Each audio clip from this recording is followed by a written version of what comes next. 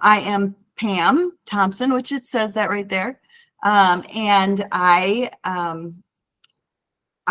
love kids, and I've loved kids since I was little. So I actually got a degree in family and child development and was able to work with young children and families and teachers for over 30 years. And I worked with teachers and families both in the United States and in Haiti, which has been a lot of fun for me.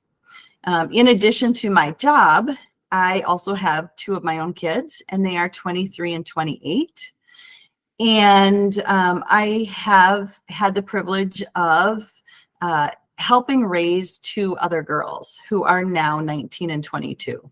And these girls were in and out of our home since they were just really little, since they were a baby and a toddler. And they're now 19 and 22, and they have some very, very strong developmental trauma, which nobody knew about when they were little, and now there's a lot more information about it. So I was pretty desperate for some help with some pretty specific situations, and I found a lot of great training on trauma, as well as some support from a coach. And I wondered if I could use help, if there were other people who could use help as well. And so I started just thinking about that. A few years later, I saw something on Facebook, and it clicked me through to the website, and I saw parent coaching, and I saw parent coach certification program, and I started researching this organization. I thought, this is amazing. So I had my own 4 sessions with a coach, and I knew it was a good fit for me. And not only did a couple of the tweaks to my parenting that I did give me the connected relationship with my daughter that I wanted, she's 23, but as I coach other families, I see hope in them. Recently I was coaching a mom and a dad who are really struggling, and they came in with the weight of the world on their shoulders. And about 15 minutes in, I could just see the lightness in them as they thought, oh, maybe we can do this. And their kids were disrespectful. They weren't becoming more responsible. The parents felt awful about the way that they were interacting with their kids. And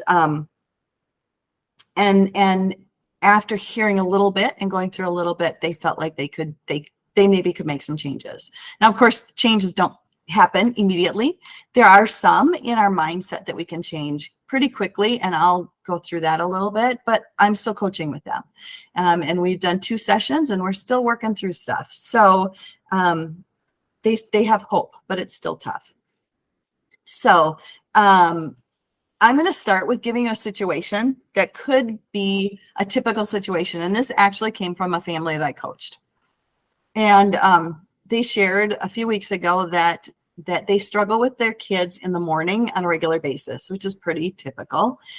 There's limited time in the morning, so you can put yourself in this situation and be this mom that needs to get out of the house quickly. So you laid out the clothes the night before and expect that this child can get herself ready while you make breakfast. She comes down and she doesn't have socks on her feet, and they're not even in her hands. You're frustrated. You say, how many times have I told you, you need to put your socks on before you come downstairs? Because in this situation, if she didn't, getting her back upstairs and back downstairs is a big challenge. So it was really important that she had it ready. So she grunts at you and she sits down at the table. You tell her to go put her socks on, but she continues to just sit there. She sees that you've made eggs for breakfast, and she says, I don't want eggs today. I want pancakes. You tell her to stop complaining because today she's having eggs for breakfast. You remind her to go get her socks, but she just looks at you. You are feeling angry and disrespectful, but you have to hurry up, so you go get her socks for her. You give them to her, and she tells you that she wants the pink socks, not the white ones. And eventually your daughter puts her socks on and shoes on and eats a pancake that you pulled out of the freezer, and you leave the house. But you feel awful about the way you talked to her, and you're concerned that she got her way again. So what might the parenting goals have been? What might that mom have wanted from that situation?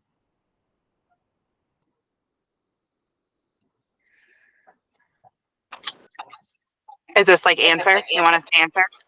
Yeah. Perfect. Compliance. I mean, like, ideally the first time when you like I'm a planner. So like, cause I have such a busy schedule and so many kids that like I'm a detailed planner. So like, for instance, if that was me, probably the night before I would have ran through like the morning with my kids and like how in my head I had it planned that it was going to go, with the ultimate goal of like having them be compliant and things going smoothly so that my day could get off to the right start and their day could get off to the right start. Yep. Yep. So compliance, cooperation, learning how to be responsible. Uh-huh. Mhm. What else might that parent have wanted in that situation? To be heard, because I have gone through this scenario many times, and as we all know, we just want our kids to hear us or even feel that they hear us. We know they hear us, but they're not listening. So Right. mom also wants to be respected and heard too. Right. Yep. You want respect. Uh-huh. Teach them respect. Yep. So here's a few other things. And most of them you actually covered in one way or another. So these are good goals. These are pretty typical goals of parenting. We love our kids. We want the best for them. But often our kids don't hear these goals when we give them the messages. They actually hear other things. So what messages might the child in this situation have received, beginning with the words, child, you are what? Can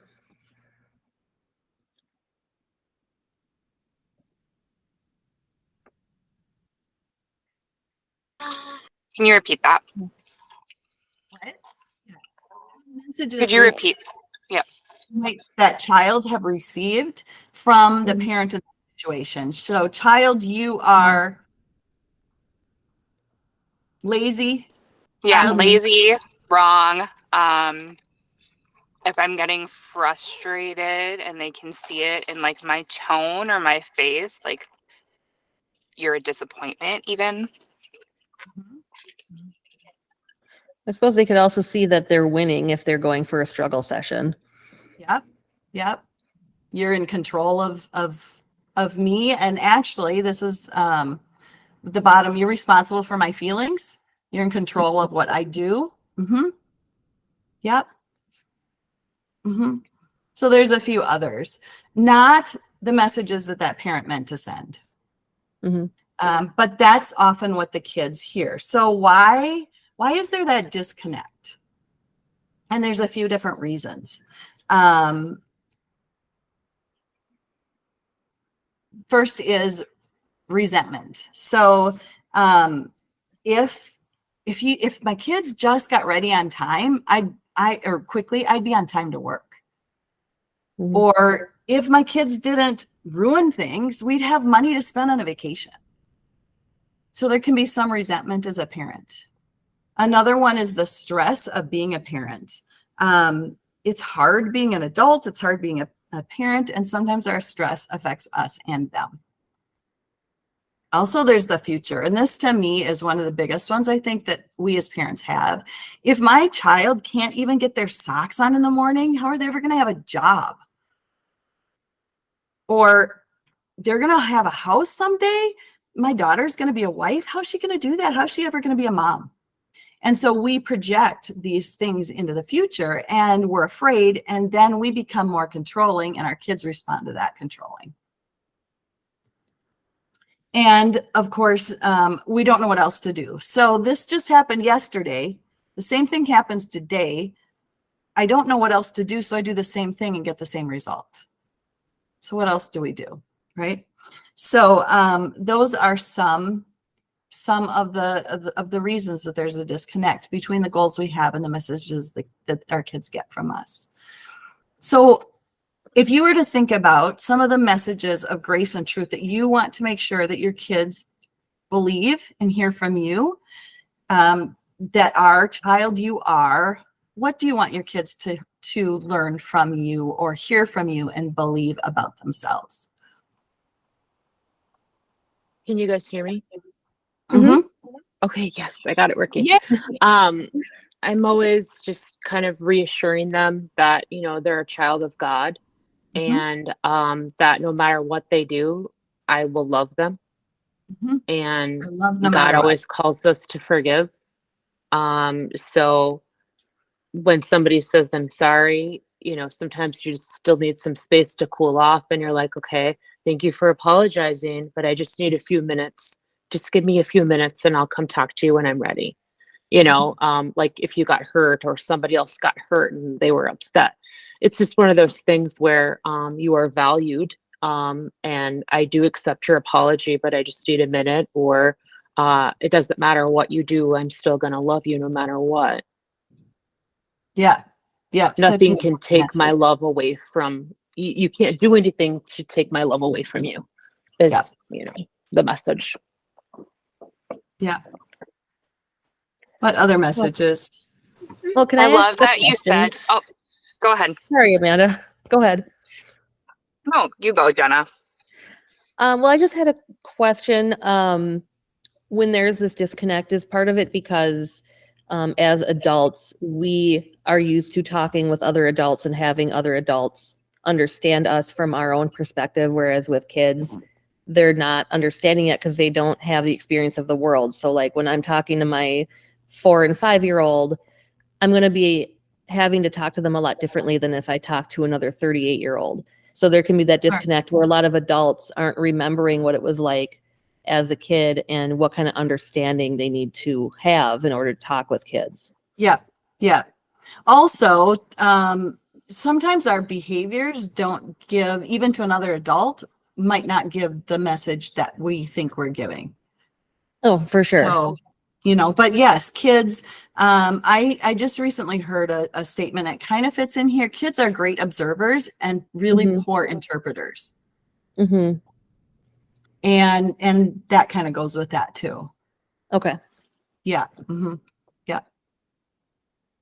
Yeah. I really liked how Holly said, mentioned like saying sorry to your kids. That's something that I've really tried to, in the last couple of years, like make a conscious decision to do, because I realized and I feel like a lot of mothers my age and older went through the same thing where like our parents never said sorry to them. Mhm. Even like when they knew that they were wrong, Here. those words were Yep. never, those words were never spoken. And so then like Mhm. understanding that as an adult and like seeing the impact it had on me as a child and never wanting to see my kids experience that has really like given me the, I should say sorry to my children. I would say sorry to an adult. I would say sorry to Mhm. a stranger. Why would it be so hard to say I'm sorry to my children? You know? Yeah. Yeah. Mhm. Absolutely. Well, here's a few others that you might come up with. And some of them you have: loved, important, valuable, capable, unique, worthwhile, amazing, loved by God, created for a purpose, under grace, a gift, a miracle, worth my time, a key part of our family, wonderfully made, my beloved son or daughter. Amazing, amazing messages that we can give our kids, and so How do you make important. So sure those are the messages that they hear from you? Well, when parents switch their primary goal from managing behavior to mentoring belief, kids learn to manage their own behavior with our help. And that is what actually develops and builds wisdom and responsibility in them. Isn't this what we want for them? We don't want to have to follow them around their whole lives, making sure that they make good decisions. We want them to live independently. That's our goal. And this works because beliefs and thoughts, ours and our kids, lead to feelings and actions. So when we change the way that we see things, and when we mentor belief in our kids, then we can impact their behavior. Well, here's the 4 messages that we're going to go through tonight. And they are the messages that I use when I coach. Child, you are safe with me. You are loved no matter what. You are called and capable, and you are responsible for your actions. And we're going to start with the foundation, and that is the safe message. Child, you are safe with me. You are safe physically and you are safe emotionally. And this is important because we only learn when we feel safe. God has made us so that we can protect ourselves. And when we don't feel safe, we go into fight, flight, or freeze. So, for example, if you have a bear chasing you, you aren't going to be thinking about where the bear lives or does it have any babies? Is it a mama bear, a daddy bear? Why isn't it hibernating yet? You are either going to run away, or you're going to fight that bear, or you are going to freeze. And that's what we do when we don't feel safe. And that is keeping us safe. Our brains don't actually differentiate between what's really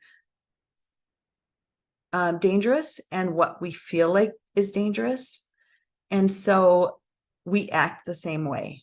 If we don't feel safe, we aren't thinking. The thinking part of our brain is not working. And that is true of our kids as well. And therefore, if we can be safe for them, they are going to be more likely to be able to think and learn. When we ask what's going on in me, before we ask what should I do, we can help our kids feel safe. And we can help that thinking part of their brain work better. A couple of questions we can think about is, what's happened to me as a child that I don't want to repeat with my own kids? And what are my feelings about what's going on right now that are impacting how I'm reacting and how I feel? How can I make sure that I remain calm so that I can do a good job parenting my kids? Well, Ephesians 1 and 2 tells us that if we belong to Jesus, we are loved, chosen, redeemed, and alive. And that is where we get our value. And yet, most of us struggle. We get our value from the work we do, from the house we have, the car we drive, or our kids. None of these things are good. None of these things are effective at giving us value, but our kids are especially ineffective because we can't control them.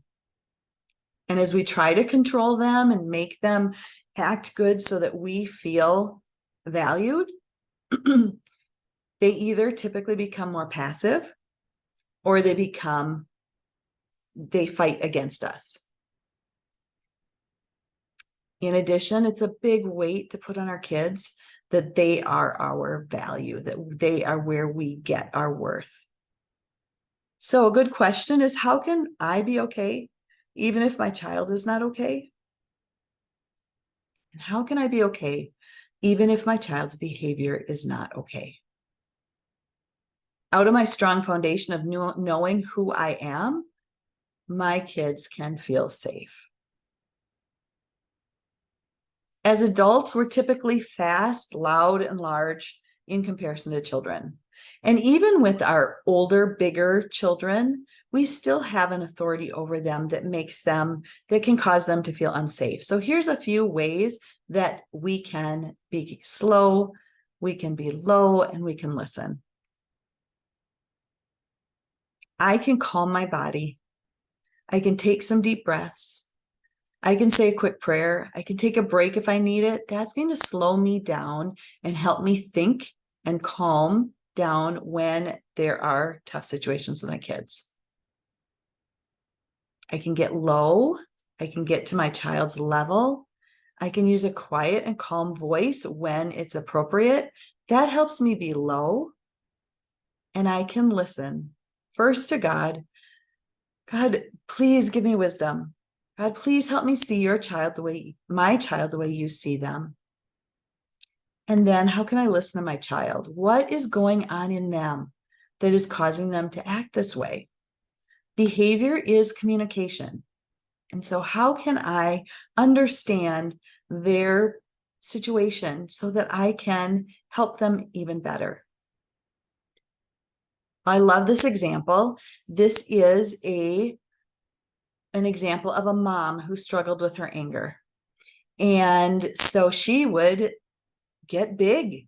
And you can see it on the left side. This is a drawing, 3 pictures drawn by her child. And she is big and she is angry and it's kind of scary. Well, this mom wanted to not hurt her kids anymore with her anger. So she decided that when she was angry, she was going to put lotion in her hands and she was going to rub it in and ask God to help her remain calm. So she started that. And her kids started noticing, Mom does something weird when we cause trouble. What's going on? And so they asked her, and she said, when I'm angry, I say mean and hurtful things. I don't want to hurt you. I love you. So I'm asking God to help me calm down. And that helped her.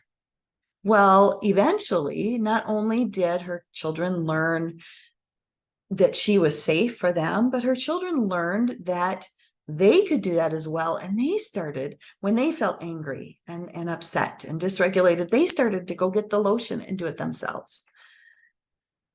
What a wonderful opportunity we have, both to be safe for our kids, but also to be their mentor and to help them learn how to deal with their own struggles and their own feelings. So the first message, the foundation, is that, child, you are safe with me. The second message, the connection message, is that you are loved no matter what. And this comes from Romans 5:8 that says that while we were still sinners, Christ died for us. We are loved the same when we do the right things and the wrong things. Sometimes the way love is expressed is different because our needs are different, but the love that God has for us is the same. And this is true for our kids too.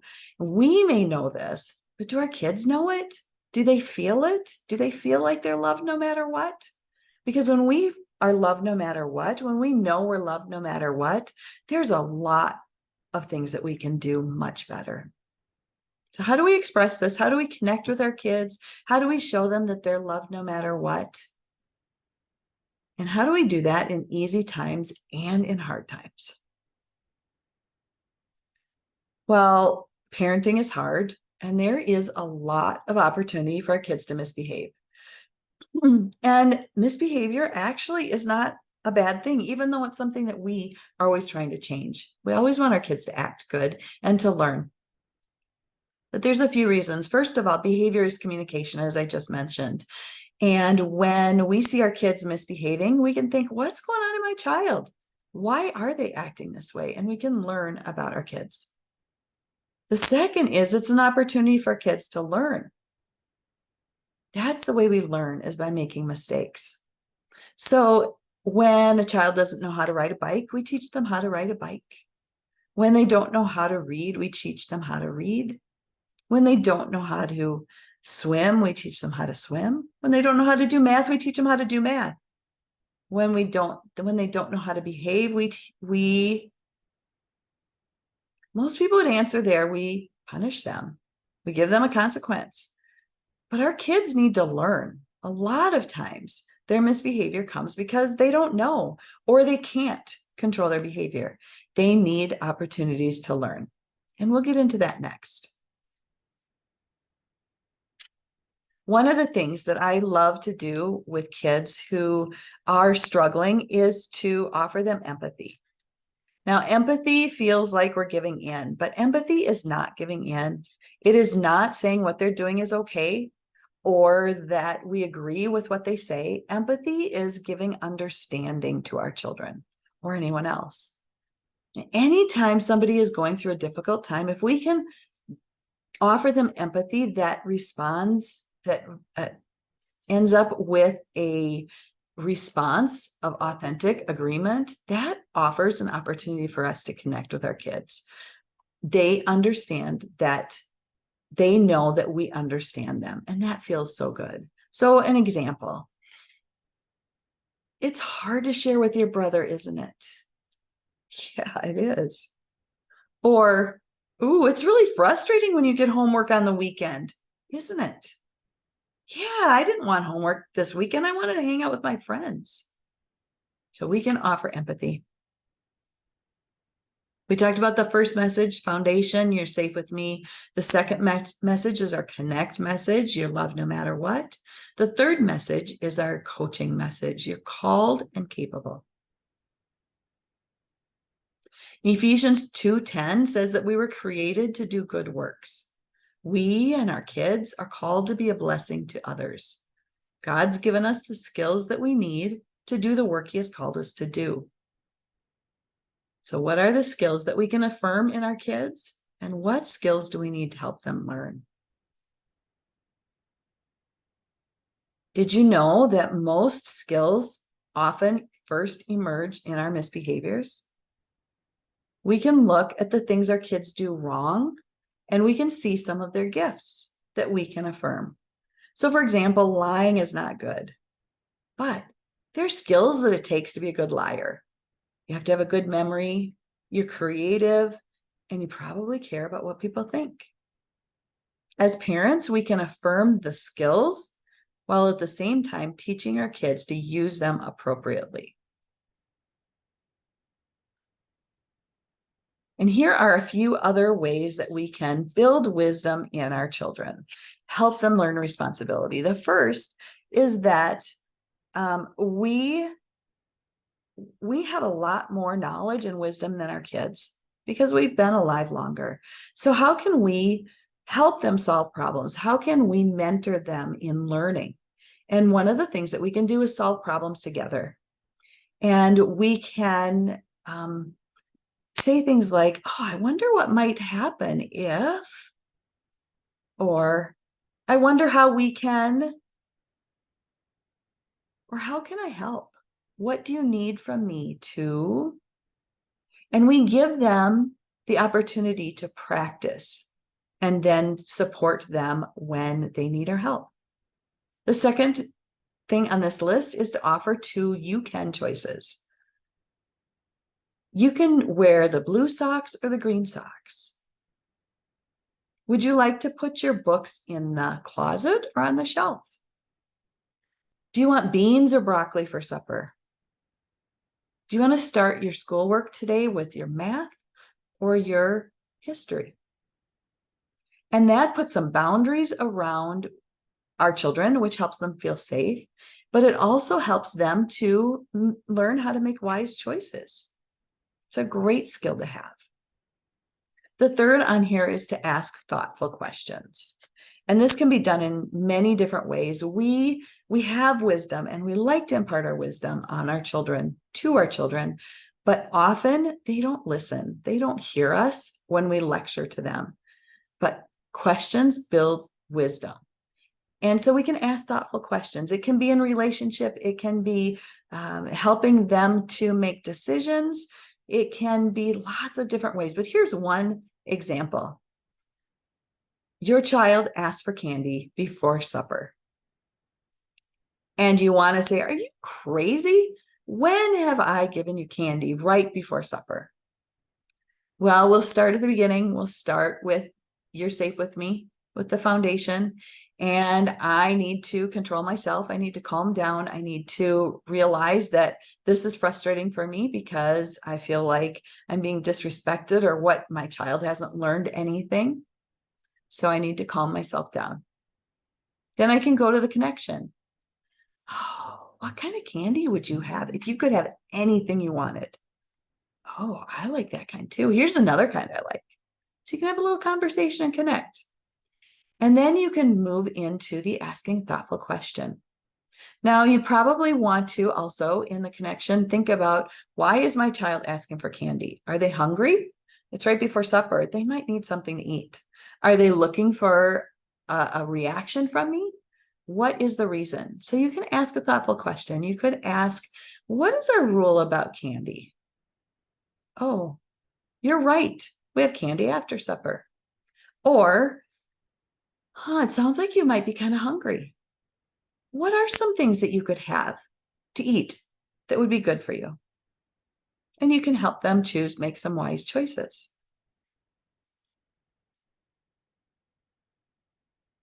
Well, here's the fourth message. We started with the foundation. You're safe with me, the connection, you're loved no matter what, the coaching message that you are called and capable. And here is the final message. You are responsible for your actions. That's our correction. And this is the place where parents usually want to start. because we know that it's important for our kids to act right. And so we jump right into here. But our parenting is much more effective when we can lay out the foundation with the other 3 messages. Now, Galatians 6 says that we are to gently restore those who sin, and we can do that with our children. An effective discipline actually puts responsibility on the child to right their wrong. Again, we want them to learn. We want them to be able to be responsible for their life and their actions. We don't want to have to follow them around and punish them their whole life so that they do the right thing. We want them to learn how to do the right thing. But typically, as parents, we don't. Typically, there's a misbehavior, and either we punish them or we give in. And both of these cause us to be responsible for their actions rather than their child. Neither one helps the child grow in wisdom and responsibility. So effective discipline that puts the responsibility on the child to right their wrongs asks 3 questions. We can look at it in 3 steps. First is, what is the natural impact? I'm going to step back for a second. I mentioned that when kids don't feel safe, when we don't feel safe, we can't learn. So if our child is dysregulated, correcting them, working on this step is not going to work because they can't think anyway. They're not going to learn anything. So our first step when a child is dysregulated, when they are having a tantrum, when they are screaming or they are so frustrated, our first step is to help them regulate. And we can go back to empathy. We can go back to some of the calming opportunities that we have for our child to help them learn how to dysregulate. And we talk through this in the coaching and the other courses that I do. But after they are calm, we can talk through these different options. The first is the natural impact. This is where we as adults typically learn. We learn from the mistakes that we make, and kids are the same way. And so if it's big enough, a natural impact is enough. For example, your young child touches a hot stove. They don't need punishment. They don't need a make it right consequence. They don't need to lose a privilege. They're going to be burned. And you can be empathetic. Oh, I'm so sorry you burned your fingers. Let's go fix it. Let's go make it better. And then later, when everything's calm, you can ask them a question. What can you do next time so that you don't burn your fingers again? And you can talk through that and help them learn how to make better choices. Now, if the impact is not big enough, which most things for our children are not, you can use a make it right consequence. And this is something that restores a relationship. How can we become reconciled to each other? How can we restore relationships? How can we make it right? If I say something rude to my sibling, maybe I need to come back and think of a few things that I can say that are kind and true. Maybe I need to make a true apology. Now, telling your child to say they're sorry is probably not helpful because you're likely just teaching them to lie. It's important to apologize, but it's important that our apologies are true. So a true apology is good. We also talk about do-overs that I talk about in coaching. That is another way that kids can learn to make it right. Now, if they refuse to do something to make it right, they can lose a privilege. And this can be a privilege that is lost until they make it right. So here's an example. You hear your child saying unkind things to their sibling. Then they ask you if they can go to the park with a friend. And you say, you connect, I love when you go to the park with your friend. I love that you have fun and you are doing such good things for your body and for your socially. I love that. I heard you say something unkind to your sister. Have you made it right? You can go to the park as soon as you make it right with your sister. It's not a punishment. It's a way that you are helping them to make it right. Well, this puts it all together. When we know what's going on in us, we can more freely connect with our children. We can love them and enjoy them and communicate that they're loved no matter what. When kids get that message and believe it, they are much more open to our coaching, which is where we build the skills and the values they will need to fulfill their calling in life and become who they were created to be. And when we have laid that foundation, there's less need for correction. But we all do wrong things. So when correction is needed, we guide our kids towards reconciliation instead of just punishing misbehavior. And this is how we help them grow in wisdom and responsibility. Well, let's go back to the beginning, to our conversation, our situation in the morning, and let's look at that situation through the lens of this framework. Your child often has a hard time getting ready in the morning. So you do some coaching so she can learn the skills she needs to do it. You help her choose her clothes the night before. Before you expect her to do it on her own, you do it with her. Depending on her age, experience, and ability, you may start by physically helping her, or you may just be there to guide her with questions like, what do you need to do next? Or where did you put your socks last night? You make a chart with her so that she can check her work herself. Then, when she's capable of doing it on her own, you can wait for her downstairs. Perhaps mornings are always difficult. So you know that this might be tough. You make sure that you take a few deep breaths and you ask God to help you love your child and to have wisdom in dealing with her before she even comes downstairs. That's our foundation of safety. She comes down without her socks. Instead of asking about her socks, you tell her good morning, you give her a hug, and you ask her how she slept. That's the connection. After she answers, you remind her to check her chart to make sure she did everything she needs to do. She says, yep, I brushed my teeth, I put my skirt on, I put my shirt on. Oh, I forgot my socks. Just a second, I'm going to go get them and I'll be right back for breakfast. That is from the coaching that you've done before. Now, there is likely no need for correction, and both you and your daughter are much more ready for a good day. You can have the relationship with your children that you want. You can be a more connected and effective parent. I want to thank you for spending time with me here. And if you have any questions or want more information on my coaching, on the courses and the resources that I have, you can find me at my Linktree location at Parent Coaching with Pam. Thanks again. I hope you have a great evening.